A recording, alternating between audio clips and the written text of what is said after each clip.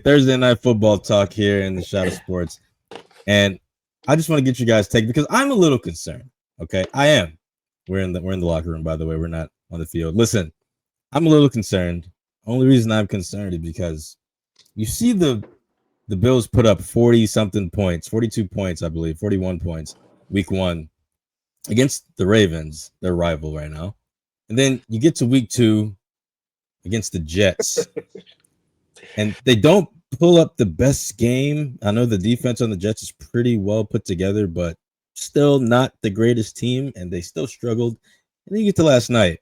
It's kind of the same thing. The Dolphins are in it the entire game, and you wonder why why Josh Allen isn't able to move it. I mean, he had a spectacular game himself, but the rest of the team, the O-line looked kind of dysfunctional. The wide receivers looked fine, but they couldn't run block as well.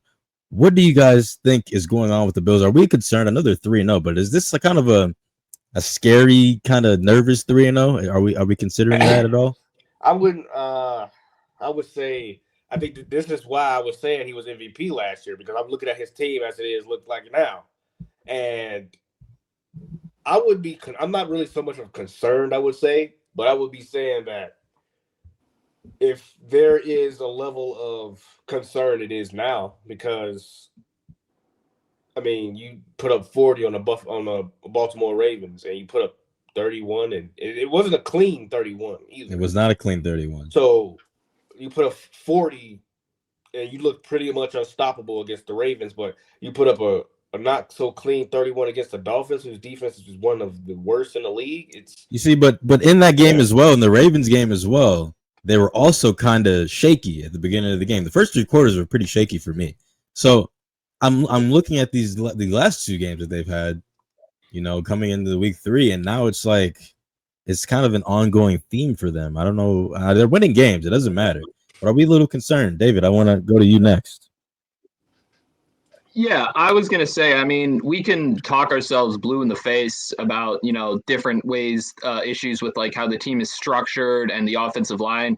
As long as, the box football, like NFL is like the one sport where, the final score is really all that matters. It doesn't go by like quality wins or anything. But I'd say if I really had to look at the Bills from like a team standpoint, the thing that was the concern last year is still kind of the concern this year, and it is the receiver room. I don't really think there is like a true uncontested wide receiver 1 in this receiver room. I think they have guys that I like. I'm a Khalil Shakir guy. I've been preaching his propaganda for the last few years. I think he's a super underrated like slot gadget guy. He had a nice end around touchdown yesterday. And I like Keon Coleman a lot. He's from I know Jalen probably can that sentiment, Michigan State guy, but I think they are kind of counting on him to become that alpha wide receiver 1. But he's a second-year player. He's a raw coming out of college. I think he's going to need some more time. I don't think it's a coincidence that last year at the trade deadline, they decided to make that move for Amari Cooper because they understood that they were really lacking that, a big-time playmaker. And obviously this year they didn't really address the receiver room because they extended Shakir, and they were counting on a big second-year leap from Coleman. They got a couple guys like Josh Palmer, solid. They still have Curtis Samuel, but, if the game's on the line in a game, let's say like a playoff game happens, how that Bills-Ravens game went to, and they're playing, another playoff team, like who is Josh Allen going to like consistently look for? Like how Jalen Hurts would look for Brown, or how, Kirk Cousins would look for Jefferson, or Joe Burrow would look for Chase. Like who's going to be that guy in this Bills receiver room? I think that's a question they're going to have to answer sooner versus later. Nolan, I want to swing it to you quick because you were a big Josh Allen guy as well. How has he looked to you these past 3 games? And are you concerned about not only his play, but maybe just the entirety of the team, maybe the coaching as well? As far as Josh Allen goes, I'm not very concerned about his play. I thought he was very good last night. He made a lot of good decisions. Thinking back to the flip in the end zone was a really nice play by him. Where he just kind of baited all the defenders up and then was able to just flip it to his guy. and he had some nice ones. He had a nice pass to Kincaid in the back of the end zone, which should have been for a second touchdown. The DB made a good play on that ball, but that was a nice throw there. So as far as Allen's concerned, I'm not overly concerned about Josh Allen. I think he played good last night. But the Bills, I mean, it was a little concerning to see them not being able to finish off drives. But I think the biggest issue that I have with their team is their run defense. I mean that's where a lot of these Ed Oliver didn't play, but I understand it, but I mean, look, you're giving up 130 yards to the Miami Dolphins, and look, they had a great game defensively against the New York Jets last week, but it's the Jets, and it was Tyrod Taylor throwing the football out there too at a certain point, and I mean, this is a team that gave up close to 250 yards on the ground to the Baltimore Ravens back in Week 1. You know, if you're looking at the Bills' schedule, it's nothing to really be concerned about because the Bills should, unless they completely collapse, start 7-0. I mean, if you look at their next 4 games, it is a cakewalk of a schedule. They got the Saints next week. They got the Patriots at home the week after that. Then they go on the road against the Falcons and on the road against the Panthers. Their next challenge isn't until November when they play the Chiefs at home. So they should start 7-0. So as far as this team, like, you know, getting to the playoffs and being a high seed, winning their division, I really don't think there's any concern there. But if we're talking about this Bills team jumping to that next level, getting to be a Super Bowl contender team that can knock off a Patrick Mahomes Chiefs-led team or the Baltimore Ravens in the playoffs, given the fact that I think the Ravens are even better and more experienced now when it comes to playoff time, they didn't show me, especially last night, they didn't show me that they are any better than they have been the past few seasons. And I think that this is a team that is once again going to kind of peter out in the divisional round, maybe the AFC Championship game.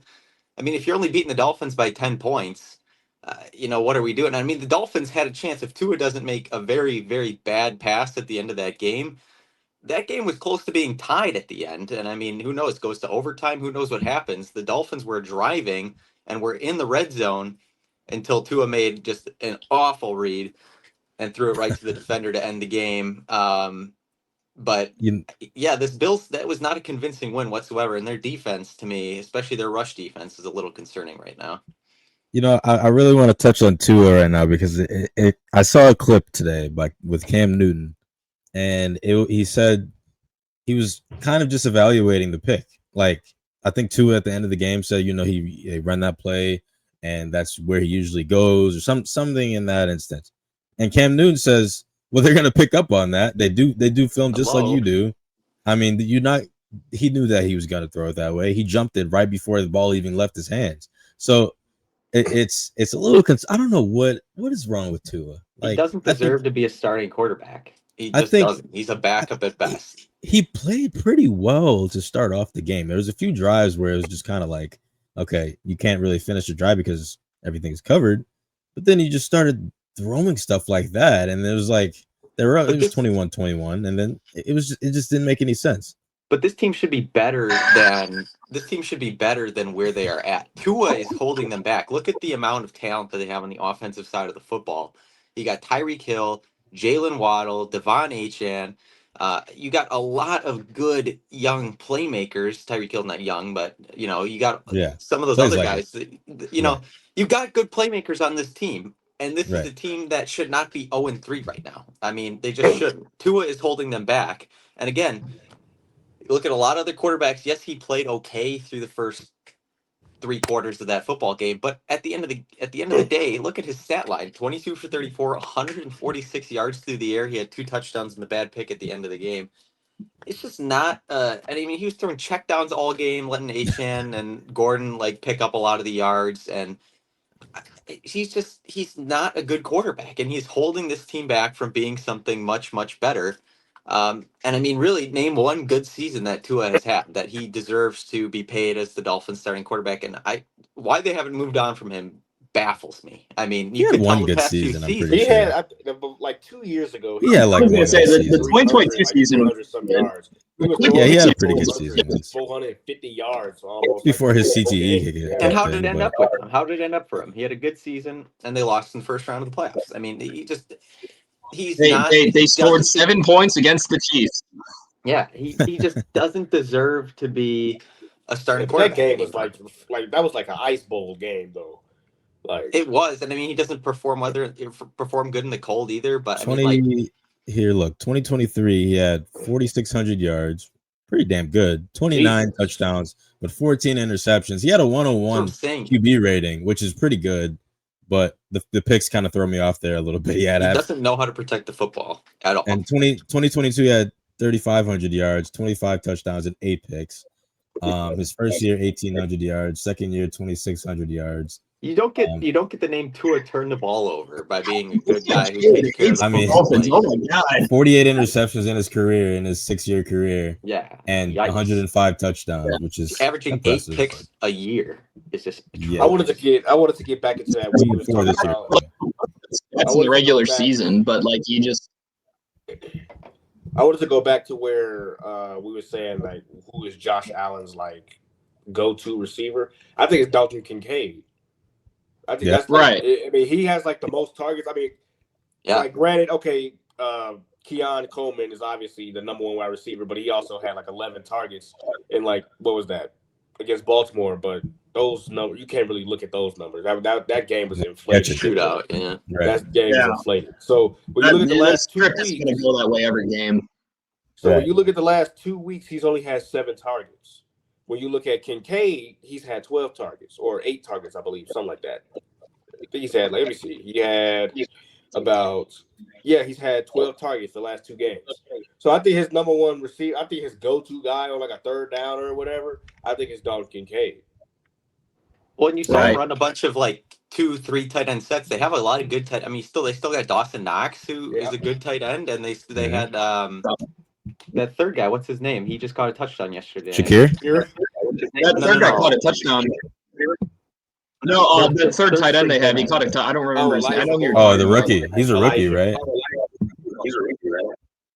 Yeah, and they were saying on the broadcast Oh, like, by Pro Football yeah, Focus, he's been like one of the better tight ends, like even as a rookie. So Tucker Kraft or Kincaid? That's a good question. It's a Oh, really good Kraft. question. Kraft. I don't really have to think about it. I like Kincaid, but I mean Kraft has done a lot more. Yeah, Kraft is Kincaid is awesome. more of a Kincaid is more of a product if they have nobody to throw the ball to. I like Kincaid. Look, I like him, but I think Tucker Kraft, if you are putting them head to head, I'd pick Tucker Kraft. He can also block a lot better than Kincaid. That's what I've noticed that. I mean, and Kraft isn't even like he wasn't even the number one tight end in his own team for a while. He had to go through Musgrave because Musgrave was the higher drafted of the two, and it was 23, 22, I believe. It was one of those years when you guys. It was 23, I believe. It was the one you're talking about. Yeah, you're talking about Tua though. Like my whole thing with Tua is that he's always going to be a guy that puts up solid numbers, and whether that's being a part of a friendly system, or just having really good weapons at his disposal. I think he's like. I don't want like I can't look at those numbers and call him bad. The interceptions scare me a little bit. I can't call him bad necessarily, but I just think he's like I just don't think he's like the right guy to go to in high leverage situations. I mean, you go all the way back to Alabama.